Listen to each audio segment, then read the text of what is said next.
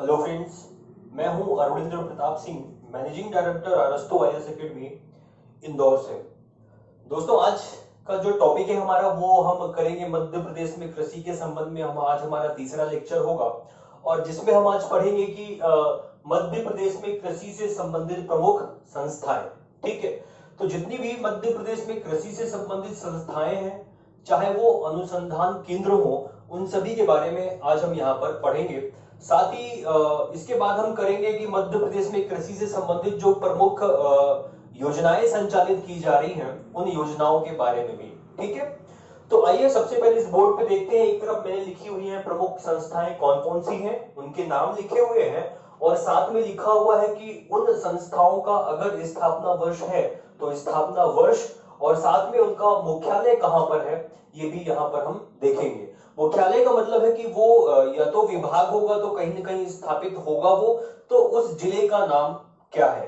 ठीक है, तो चलिए सबसे पहले मैं बात करता हूं यहाँ पर कि पहली जो संस्था है हमारी वो है कि मध्य प्रदेश राज्य भंडार गृह निगम। ये कहां पर है और इसकी स्थापना किस वर्ष की गई?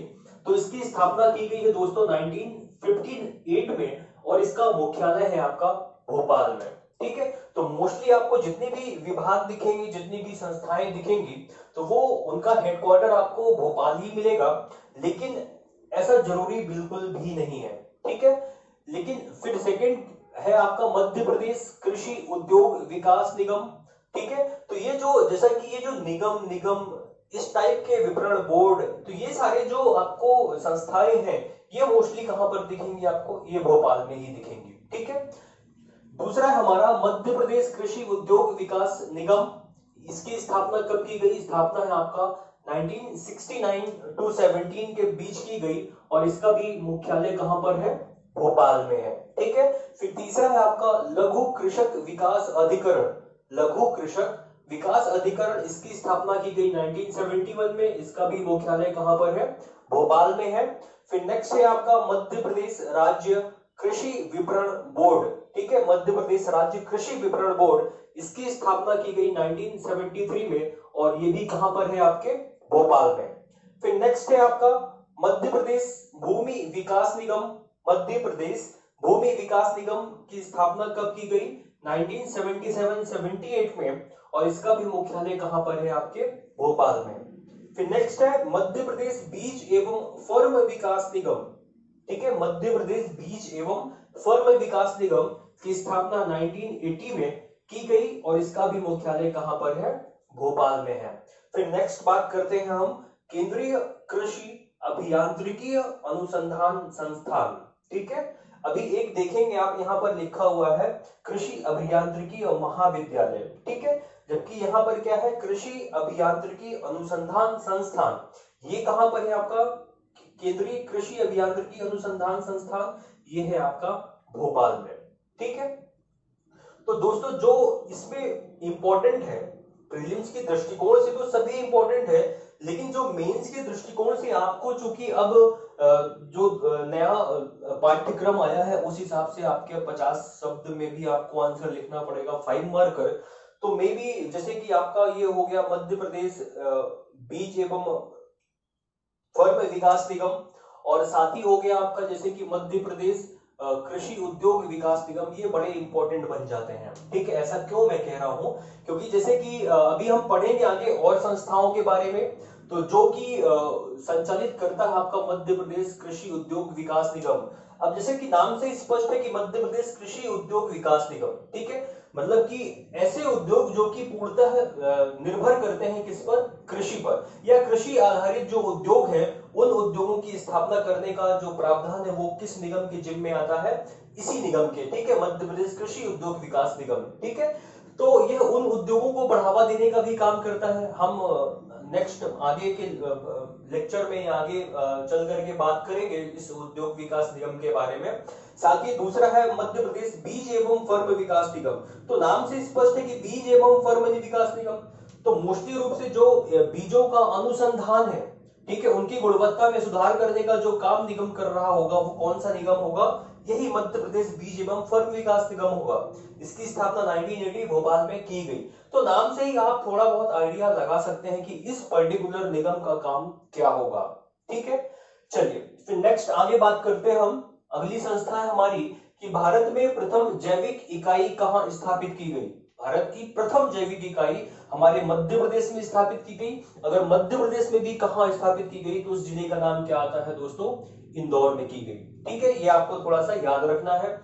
इसके बाद नेक्स्ट है आपका कि एशिया का सबसे बड़ा सोयाबीन संयंत्र या कारखाना कहां स्थापित किया गया। एशिया का सबसे बड़ा सोयाबीन संयंत्र या कारखाना कहां स्थापित किया गया, तो दोस्तों कहां किया गया, उज्जैन जिले में। ठीक है, ये भी याद रखना है आपको। एक अभी हम आगे करेंगे कि सोयाबीन अनुसंधान संस्थान कहां पर है। तो सोयाबीन अनुसंधान संस्थान अलग है और सोयाबीन कारखाना या सोयाबीन संयंत्र ये अलग टर्म है। तो याद रखना है कि सबसे बड़ा जो सोयाबीन संयंत्र है हमारे मध्य प्रदेश का, ये वो एशिया का सबसे बड़ा है और वो कहां पर है, उज्जैन में है। ठीक है, फिर नेक्स्ट बात करते हैं हम कि जवाहरलाल नेहरू कृषि विश्वविद्यालय ये कहां पर स्थापित किया गया और किस वर्ष स्थापित किया गया। तो जवाहरलाल नेहरू कृषि विश्वविद्यालय की स्थापना 1958 में की गई। कहां पर, जबलपुर में। ठीक है, फिर दूसरा है कि विजयाराजे सिंधिया कृषि विश्वविद्यालय, यूनिवर्सिटीज है ये इनकी स्थापना कहां की गई, विजयाराजे सिंधिया की। तो विजयाराजे सिंधिया की गई 2008 में। कहां पर, ग्वालियर में। ठीक है, तो दोस्तों यहां पर आप ये देखिए कि 2008 में स्थापित किया गया विजयाराजे सिंधिया। इसका मतलब है कि 2008 से पहले तक हमारे मध्य प्रदेश में सिर्फ एक ही महाविश्वविद्यालय था, एक ही विश्वविद्यालय था, वो था आपका जवाहरलाल नेहरू कृषि विश्वविद्यालय जबलपुर में। ठीक है, तो कहने का मतलब कि मध्य प्रदेश में हमारे जितने भी कृषि महाविद्यालय होंगे वो सारे के सारे महाविद्यालय किससे संबंध होंगे, वो इस विश्वविद्यालय से संबंध होंगे। ठीक है, तो पहले सभी जिलों में या जिन जिन जिलों में आपके महाविद्यालय थे वो सब इससे एफिलिएटेड होते थे। लेकिन वर्ष 2008 में जब ये महाविद्यालय बना तो निश्चित रूप से निर्धारण भी किया गया रहा होगा कि किन किन जिलों में या किन किन जिलों को इस महाविद्यालय के अधीन किया गया और किन जिलों को इस महाविद्यालय इस विश्वविद्यालय के अधीन किया गया। तो मैं आपको बताना चाहूंगा क्योंकि वर्ष 2008 में जब ये विश्वविद्यालय गठित हुआ तो हमारे मध्य प्रदेश में 50 जिले थे। कुल कितने जिले थे, 50 जिले थे। और फिर आगे चल करके 2013 में 2018 में एक नवीन जिलों का गठन किया गया जिससे हमारे वर्तमान मध्य प्रदेश में जिलों की संख्या 52 हो गई। लेकिन जब ये बना था तब हमारे मध्य प्रदेश में कुल 50 जिले थे।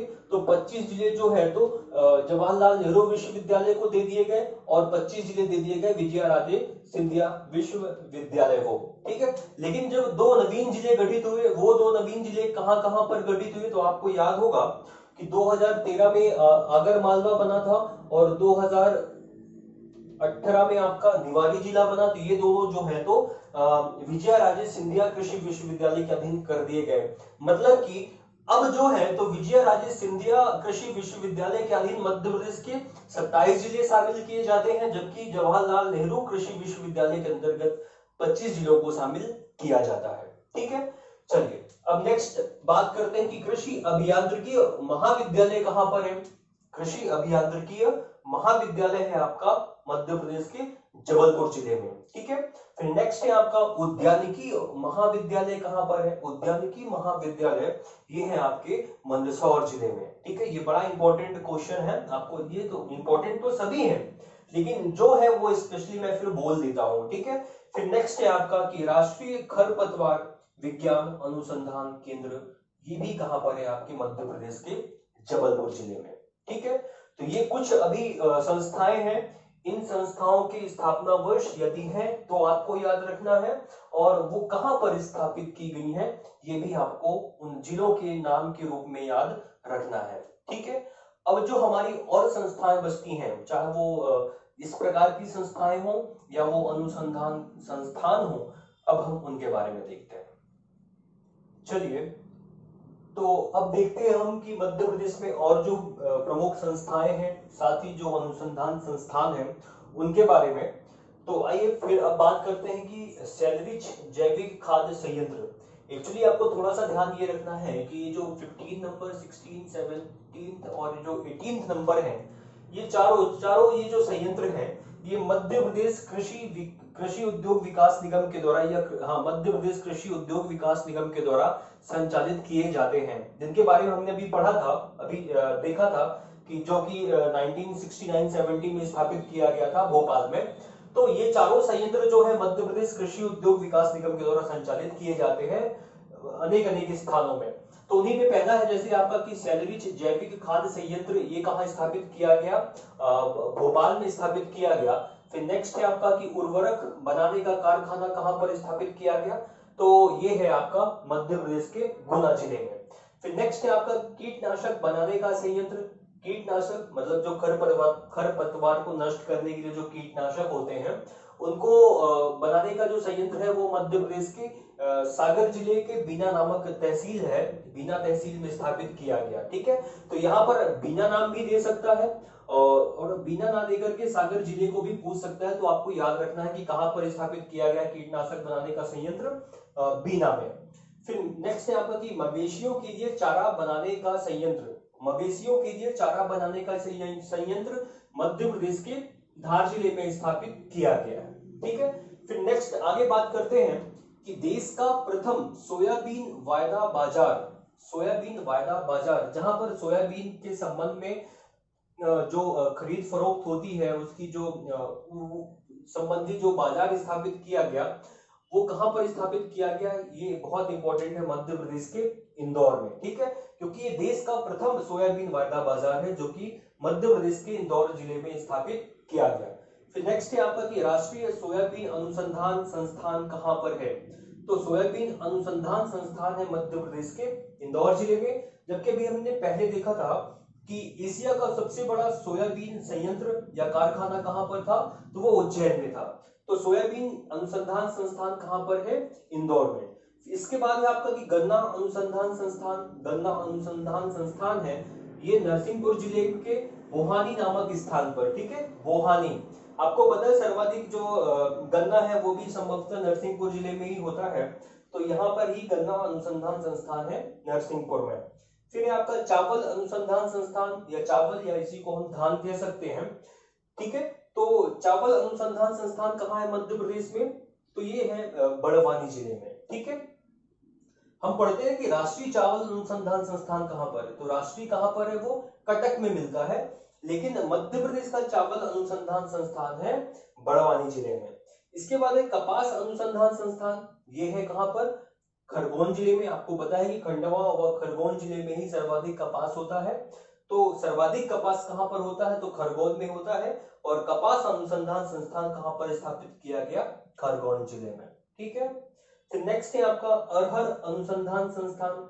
अरहर एक ये जो दलहनी फसलें हैं, तो अरहर अनुसंधान संस्थान कहां पर है, सीहोर जिले में। शेरपुर एक तहसील है, शेरपुर नामक स्थान पर जो है सीहोर में अरहर अनुसंधान संस्थान की स्थापना की गई। ठीक है, तो ये याद रखेंगे आपको, ये प्रीलिम्स के लिए बहुत बहुत ही महत्वपूर्ण है। इसके बाद आइए आगे बात करते हैं।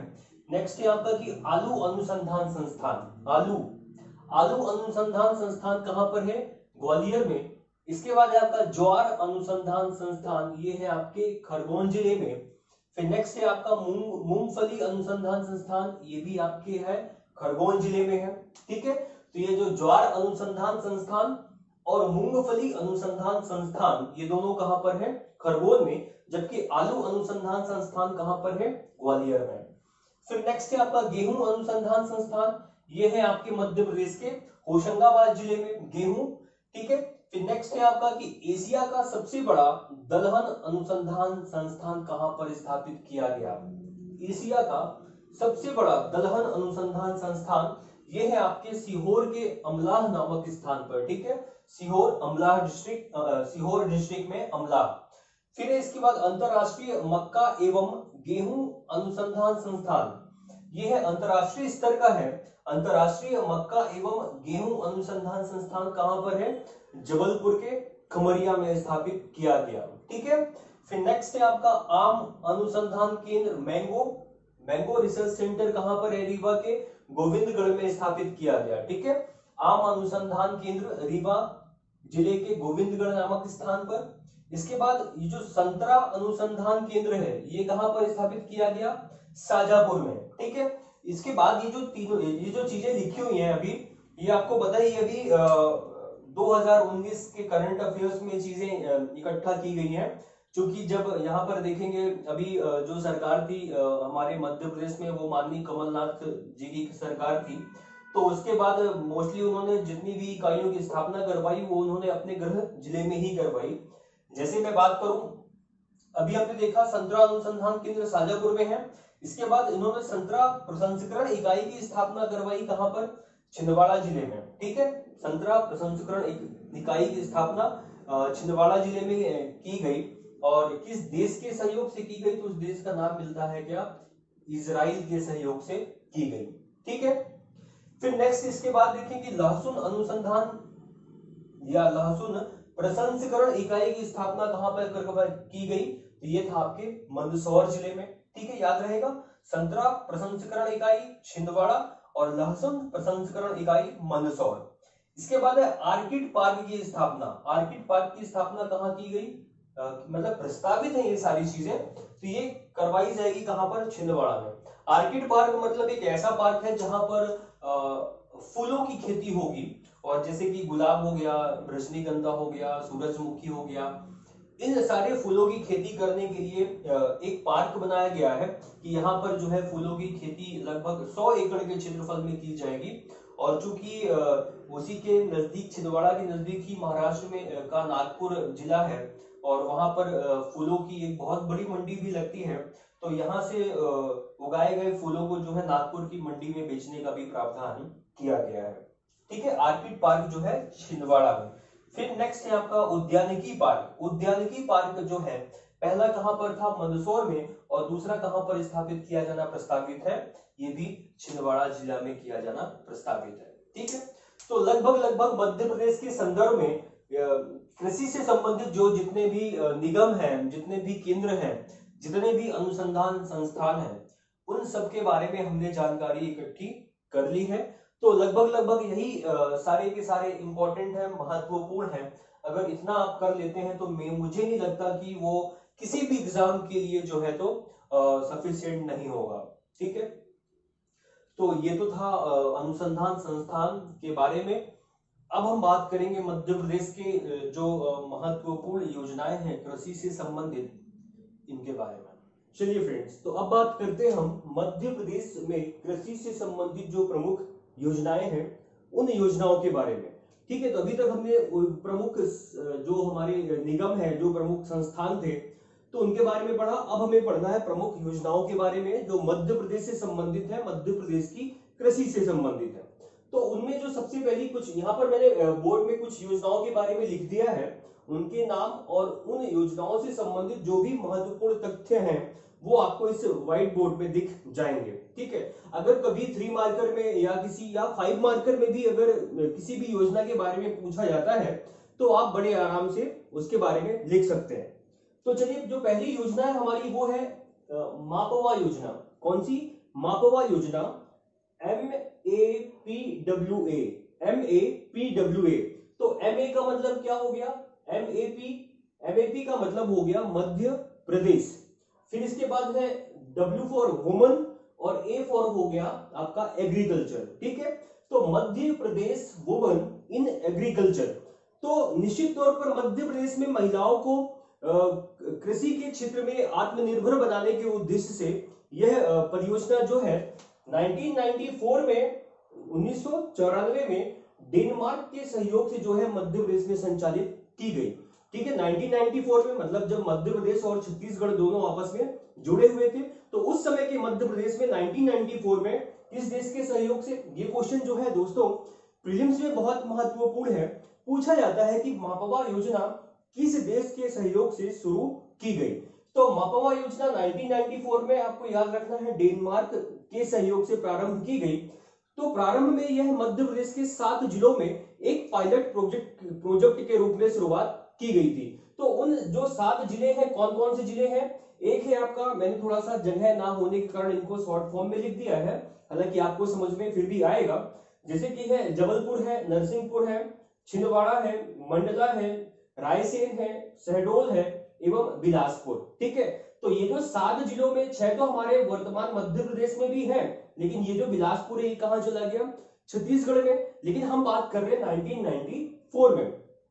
तो जब पहले चरण में इन 7 जिलों में शुरुआत किया गया एक पायलट प्रोजेक्ट के रूप में, तो इसकी सफलता के उपरांत पुनः इसका द्वितीय चरण भी प्रारंभ किया गया, पुनः 7 जिलों में प्रारंभ किया गया। उन 7 जिलों में जैसे कि मध्य प्रदेश में सतना हो गया, कटनी है आपका, इसके बाद अनूपपुर है, डिंडोरी है, उमरिया है, बालाघाट है, सिवनी है। तो इस प्रकार 7 जिलों में द्वितीय चरण की भी शुरुआत की गई। लेकिन हुआ क्या कि जब इसके परिणाम हमें बड़े आश्चर्यजनक रूप से, मतलब सकारात्मक परिणाम हमारे सामने आने लगे, तो मध्य प्रदेश सरकार ने 11वीं पंचवर्षीय योजना के अंतर्गत वर्ष 2008 में संपूर्ण मध्य प्रदेश में इस योजना को जो है लागू कर दिया। इसमें किया क्या जाता है, ठीक है, तो नाम से स्पष्ट है कि Madhya Pradesh woman in agriculture. तो मध्य प्रदेश में कृषि के क्षेत्र में मध्य प्रदेश की महिलाओं को जो है बढ़ावा देने के लिए उनको प्रशिक्षित करना कि किस प्रकार कम लागत में भी आप अधिक उत्पादन की प्राप्ति कर सकती हैं, ठीक है, और अपना आत्मनिर्भर जीवन आप व्यतीत कर सकती हैं। तो ये थोड़ा सा आपको याद रखना है। तो मापोवा योजना जो है 1994 में किस देश के सहयोग से, तो डेनमार्क के सहयोग से प्रारंभ की गई। ठीक है, तो कोई कंफ्यूजन मुझे नहीं लगता यहां पर होगा।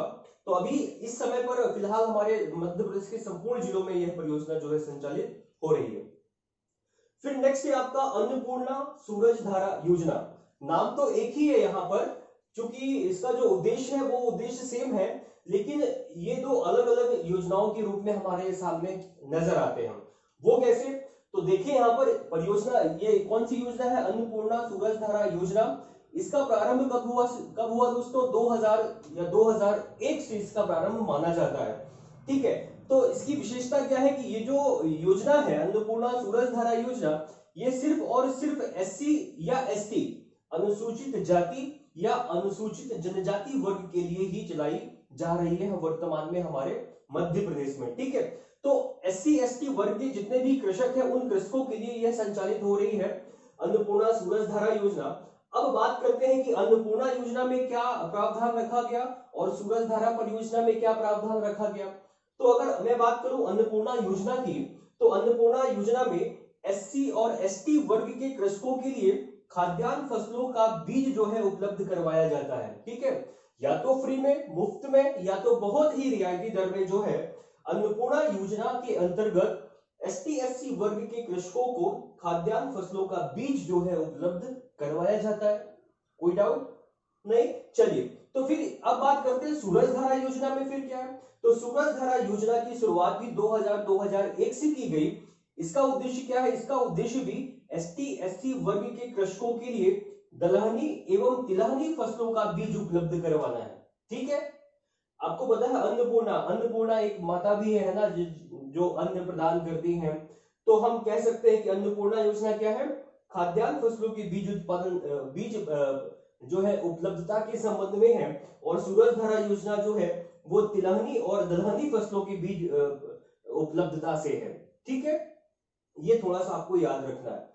इसके बाद नेक्स्ट है आपका बलराम ताल योजना। ठीक है, बलराम ताल योजना की जो शुरुआत मध्य प्रदेश में की गई वो 25 मई 2007 से प्रारंभ की गई। अब ये जो योजना है ये मध्य प्रदेश में निवास करने वाले सभी वर्गों के लिए है। ठीक है, इसमें कैटेगरी निर्धारित नहीं किया गया कि यह योजना एससी एसटी वर्ग के लिए है या किसके लिए है, बल्कि लिखा गया है कि यह योजना मध्य प्रदेश में निवास करने वाले सभी वर्ग के लोगों के लिए है। ठीक है, अब इसमें किया क्या जाता है बलराम ताल योजना में। ठीक है, तो बलराम ताल योजना में जो कृषक हैं, तो कृषक अपनी निजी भूमि पर एक तालाब बनवाते हैं, और तालाब बनवाने का जो मेन उद्देश्य है वो क्या होता है, क्योंकि आपको पता है कि वर्षा का जो जल आता है वो भूमि पर गिर करके और अन्यत्र चला जाता है, मतलब कि उसका उपयोग हम नहीं कर पाते हैं। तो वर्षा के जल को इकट्ठा करने, उसका संकेंद्रण करने के लिए, ताकि आपको पता है कि जब वर्षा का जल जो है तालाब के रूप में इकट्ठा हो जाएगा तो धीरे धीरे वही जल रिस करके जो है तो भूमिगत भी हो जाएगा। इससे बहुत सारे लाभ भी हैं कि जो भूजल संवर्धन है वो भी बढ़ेगा। भूजल संवर्धन का मतलब जो वाटर लेवल है पानी का वो भी बढ़ेगा। और साथ ही साथ जब गर्मियों के समय पे जब सिंचाई के लिए पानी की आवश्यकता होगी तो आपको ज्यादा कहीं दूर जाने की आवश्यकता नहीं होगी, क्योंकि आपके ही खेत में बनवाए हुए तालाब में ही आपका पानी, वर्षा का पानी इकट्ठा है। ठीक है, तो वर्षा के जल का समुचित उपयोग करने के लिए, साथ ही भूजल संवर्धन के लिए और सिंचाई साधनों के पर्याप्त विकास के लिए मध्य प्रदेश सरकार ने बलराम ताल योजना 25 मई 2007 से प्रारंभ की। ठीक है, तो अब यही मैंने बात की कि वर्षा जल का समुचित उपयोग करने एवं भूजल के संवर्धन हेतु। अब इसमें एक्चुअली जैसे कि ये मैंने बताया कि कोई भी वर्ग का, किसी भी वर्ग का जो किसान है वो अपने खेत में जो है तो कुआं या तालाब जो है खुदवा सकता है। ठीक है, तो नाम से स्पष्ट है, बलराम ताल मतलब है तालाब बनवाना। ठीक है, तो इसके लिए मध्य प्रदेश के द्वारा जो है अनुदान राशि भी दी जाती है। अब अनुदान राशि में यहाँ पर जो है तो विभाजित कर दिया गया है कि अगर कृषक जो है वो सामान्य वर्ग से बिलोंग करता है तो अनुदान राशि कितनी प्राप्त होगी उसको, 80,000 रुपए। ठीक है, अगर जो कृषक है वो सामान्य वर्ग का है तो उसको अनुदान मिलेगा 80,000 रुपए, और जबकि अगर कृषक वो SC या ST वर्ग का है तो उसको लगभग मिनिमम 1 लाख रुपए का अनुदान दिया जाएगा राज्य सरकार की ओर से। ठीक है दोस्तों, तो ये कुछ चीजें हैं आपको याद रखना है। इसके बाद नेक्स्ट में बात करूं आपकी है थ्रस्ट परियोजना। ठीक है, थ्रस्ट परियोजना की शुरुआत जो है 1989 से किया गया, और किसके द्वारा किया गया, केंद्र सरकार के द्वारा। ये बड़ी इंपॉर्टेंट है। ठीक है, इसका ईयर भी महत्वपूर्ण है, और ये भी महत्वपूर्ण है कि जो मध्य प्रदेश में थ्रस्ट परियोजना का संचालन है वो किसके द्वारा किया जाता है, तो वो है आपका केंद्र सरकार के द्वारा। तो इसकी मूल विशेषता क्या है थ्रस्ट परियोजना की, कि निश्चित तौर पर हमारे जो मध्य प्रदेश के कई ऐसे हिस्से हैं, जैसे कि मैं बात करूं कि आपका बुंदेलखंड का जो क्षेत्र हो गया, या जो मध्य प्रदेश के उत्तरी संभाग है जैसे चंबल हो गया, ग्वालियर हो गया, यहाँ पे वर्षा की न्यूनतम मात्रा मिलती है। मतलब कि वर्षा की जो मात्रा है यहाँ पर बहुत न्यून मिलती है, बहुत कम वर्षा होती है। तो ये जो जिले हैं बुंदेलखंड के, चाहे वो टीकमगढ़ हो, छतरपुर हो, आप सागर को ले लें, फिर दतिया हो गया आपका, तो यहाँ पर वर्षा बहुत कम होती है। तो ये जो जिले हैं ये सूखे की कगार पे आ चुके हैं। मतलब कि जो फसल तो होती है लेकिन वर्षा ना होने के कारण वो फसल बर्बाद हो जाती है। तो मध्य प्रदेश के ऐसे 33 जिलों को चुना गया जो सूखों की स्थिति से जो है तो जूझ रहे थे। तो उन्हीं जिलों को सांत्वना, मतलब कि कहने का मतलब अगर किसान फसल लगाता है और फसल लगाने के उपरांत उन 33 जिलों में से अगर कोई किसान है, अगर फसल लगाता है वह, तो फसल लगाने के बाद उसकी फसल सूखे की मार से बर्बाद हो जाती है, तो केंद्र सरकार फिर उसको अनुदान जो है केंद्र सरकार के द्वारा अनुदान दिया जाता है। तो सूखे की स्थिति के समय सहायता हेतु, ठीक है, बात वही है जो मैंने अभी कही आपको। ठीक है, तो मध्य प्रदेश के कितने जिलों में संचालित है, मध्य प्रदेश के 33 जिलों में, 33। अब बात यह है कि किन किन फसलों को अनुदान दिया जाता है। क्या सभी प्रकार की फसलों को अनुदान दिया जाएगा उन 33 जिलों में कृषकों को? तो ऐसा बिल्कुल नहीं है। 3 फसलों का चुनाव किया गया कि एक हो गया आपका चावल, गेहूं और अरहर। चावल, गेहूं और अरहर की जो फसल है, अगर ये फसल किसान लगाएगा, अगर वो किसान इन 33 जिलों में से है, अगर उसकी फसल सूखे की स्थिति से अगर मार खा जाती है, तो फिर केंद्र सरकार जो है उसे जो है चावल, गेहूं और अरहर की फसल में अनुदान जो है देगी। ठीक है, तो ये है आपकी थ्रस्ट परियोजना। इसके बाद नेक्स्ट है आपका किसान लक्ष्मी योजना। किसान लक्ष्मी योजना की शुरुआत वर्ष 2013-14 से मध्य प्रदेश वन विभाग के द्वारा किया गया। ठीक है, वन विभाग के द्वारा 2013-14 में। अब इसमें है क्या, इसमें अब वन विभाग से संबंधित है तो आपको पता है कि वन विभाग क्या चाहेगा, अधिक से अधिक वृक्षारोपण हो। तो निश्चित तौर पर किसान लक्ष्मी योजना में किसानों को अपनी निजी भूमि में पौधा रोपण प्रोत्साहन हेतु जो है यह योजना की शुरुआत की गई कि किसान आगे बढ़कर आए, वह अपनी निजी भूमि पर जो है तो पौधा रोपण करे। उसके लिए बहुत ही रियायती मूल्य पर या बहुत कम मूल्य पर जो है उन्हें बड़े ही अच्छे वृक्ष, जैसे आप कह सकते हैं, जैसे कि आम हो गया, आंवला हो गया, नींबू हो गया, इस प्रकार के वृक्ष जो है वन विभाग के द्वारा मध्य प्रदेश के किसानों को दिए जाते हैं, ताकि वो लगाने हेतु प्रोत्साहित भी हो, और जब वो वृक्ष फल दे तो उनसे उनको कुछ उपार्जन भी प्राप्त हो। ठीक है, फिर नेक्स्ट बात करते हैं हलधर योजना। हलधर योजना की शुरुआत जो है वर्ष 2010-11 से राज्य सरकार के द्वारा किया गया। अब हलधर योजना का जो मूल उद्देश्य है, हालांकि उद्देश्य उसका आप लगभग बलराम ताल योजना के समतुल्य ही है। जैसे कि मैंने यहाँ पर बात की थी कि वर्षा के जल को संकेंद्रण करना है, और साथ ही ताकि भूजल का जो संवर्धन है उसको बढ़ाया जा सके। ठीक है, और सिंचाई हेतु जो है हमें जल की प्राप्ति हो सके। तो वो एक तरीका और है, ये तो तालाब के द्वारा है, लेकिन हलधर योजना के द्वारा क्या किया गया है कि जो किसान है वो अपने जब खेतों की जुताई करता है, तो जुताई जब वो अधिक अधिक गहराई के साथ करेगा तो वो जो केशुकत्व होता है भूमि का वो टूट जाता है। ठीक है, जिससे कि वाष्पोत्सर्जन की जो क्रिया होती है वो रुक जाती है। इससे होगा क्या कि जब जुताई गहरी होगी तो निश्चित तौर पर वर्षा का जल भी जब आएगा तो वो जो है भूमिगत हो जाएगा, इससे भी भूजल का संवर्धन होगा, वाटर लेवल जो है वो बढ़ेगा। ठीक है, तो वर्षा के जल के संग्रहण एवं भूजल संवर्धन हेतु खेतों में गहरी जुताई करने हेतु, अब खेतों में गहरी जुताई करना है तो गहरी जुताई करने के लिए हल से तो होगा नहीं, उसके लिए हमें आधुनिक जो यंत्र है, कृषि यंत्र है, उनका प्रयोग करना पड़ेगा। अब ये कृषि यंत्र तो सबके पास है नहीं, कोई किसान अमीर है, कोई किसान गरीब है। तो निश्चित तौर पर यह जो हलधर योजना है, ये जो है एक एवरेज किसान को, चाहे वो सामान्य वर्ग का हो, चाहे वो SC ST वर्ग का हो, अगर वो एवरेज है, उसके पास कम भूमि है, तो ही उसको इस योजना के अंतर्गत लाया जाता है। ठीक है, तो कहने का मतलब कि खेतों में गहरी जुताई के लिए आपको ट्रैक्टर चाहिए, ठीक है, और जो आधुनिक यंत्र है वो चाहिए।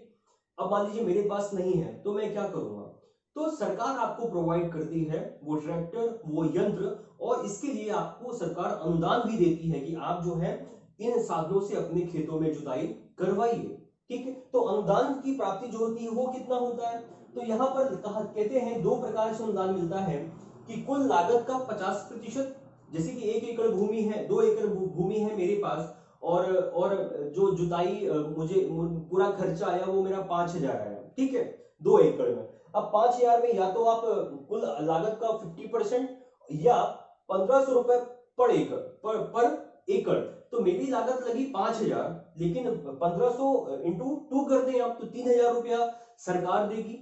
या तो फिर कुल लागत का 50%, कुल लागत मेरी 5,000 लगी, उसका 50% कितना हुआ 2,500 रुपए। तो जो भी कम होगा, ठीक है, जो भी कम होगा वो वहन करेगा कौन, राज्य सरकार। तो यहाँ पर मुझे 2,500 रुपए जो है राज्य सरकार के द्वारा मिल जाएगा। ठीक है, तो इस प्रकार से ये हलधर योजना मध्य प्रदेश की या राज्य सरकार के द्वारा संचालित की जा रही है वर्तमान समय में। ठीक है, तो मुझे नहीं लगता कि ये जो अभी हमने बोर्ड में इन जितनी भी योजनाओं के बारे में पढ़ा, इसमें किसी भी प्रकार की आपको कोई समस्या होगी। ठीक है, तो चलिए लगभग अब फिर एक योजना आपकी इंपॉर्टेंट जो है भावांतर भुगतान योजना। ठीक है, भावांतर भुगतान योजना के संबंध में मैं बस थोड़ा सा चर्चा करता हूं। यह योजना जो है तो किसानों को चूंकि उचित उनके उपार्जन का उचित मूल्य नहीं मिल पा रहा था, तो उचित मूल्य दिलवाने के लिए राज्य सरकार के द्वारा खरीफ 2017 खरीफ वर्ष 2017 में भावांतर भुगतान योजना की शुरुआत की गई। तो प्रारंभ में खरीफ की फसलों को शामिल किया गया, लेकिन वर्तमान समय में रबी की फसलों के साथ साथ उद्यानिकी फसलों को भी, जैसे कि प्याज हो गया, आपका लहसुन हो गया, इस प्रकार की फसलों को भी भावांतर भुगतान योजना में सम्मिलित किया गया। ठीक है, तो इसमें होता क्या है कि जो भाव का अंतर है, भाव का अंतर मतलब कि आपको पता है कि एक मिनिमम MSP रेट होता है, और ठीक है, तो अगर MSP रेट और एक जो मंडी के द्वारा तय किया गया जो रेट होता है, ठीक है, तो उसमें अगर उन दोनों रेटों के बीच जो अंतर होता है उसका भुगतान फिर वो राज्य सरकार उस किसान को करती है। यही भावांतर भुगतान योजना है। ठीक है, तो लगभग जो प्रमुख योजनाएं थी उनकी चर्चा हमने कर ली, और भी है छोटी बड़ी कई सारी योजनाएं हैं, लेकिन मुझे जो लगता है जो महत्वपूर्ण है प्रीलिम्स के लिए भी और आपके मेंस के दृष्टिकोण से भी, उनकी चर्चा हमने यहाँ पर कर ली है। ठीक है, तो लगभग ये जो कृषि का चैप्टर है मध्य प्रदेश में कृषि, वो हमने लगभग पूरा कंप्लीट कवर कर लिया है। लेकिन मैं आपसे चाहूंगा कि आप जो है मुझे या तो आप कुछ क्वेश्चंस हैं जैसे मेरे कि मध्य प्रदेश कृषि विकास निगम की भूमिका का उल्लेख करें। ठीक है, मध्य प्रदेश उद्योग, अभी उद्योग तो हमने पढ़ा नहीं है, मध्य प्रदेश कृषि विकास निगम, ठीक है, का उल्लेख करें कि सहयोग का उल्लेख करें। तो इस प्रकार से कुछ क्वेश्चंस खुद में क्रिएट करिए और उनके जो आंसर हैं वो लिखने का आप लगातार प्रयास करते रहिए। ठीक है, क्योंकि निश्चित तौर पर अभी तो रिजल्ट आना शेष है और ऐसा बिल्कुल नहीं है कि प्रीलिम्स के बाद की आगामी जो मुख्य परीक्षा है वो होगी नहीं, वो होगी तो अवश्य होगी। ठीक है, तो लगे रहिए आप अपने प्रयासों में और मैं भी लगा हुआ हूं आपके साथ निरंतर। तो दोस्तों आज का चैप्टर बस यहीं तक, इसको खत्म करते हैं यहाँ पर। तो घर पे रहें, सुरक्षित रहें। जय हिंद, जय भारत, थैंक यू।